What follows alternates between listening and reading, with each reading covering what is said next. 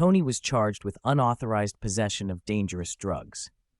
The police officers devised a buy-bust operation and apprehend Tony in flagrante delicto.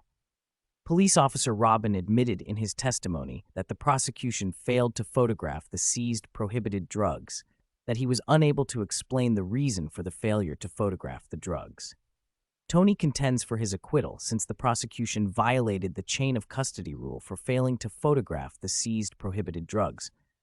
However, the OSG argues that the presumption of regularity must prevail since the absence of the required photograph was not fatal to the cause of the prosecution. Is the OSG's argument tenable? Explain. No, the OSG's argument that the presumption of regularity must prevail since the absence of the required photograph was not fatal to the cause of the prosecution is not tenable.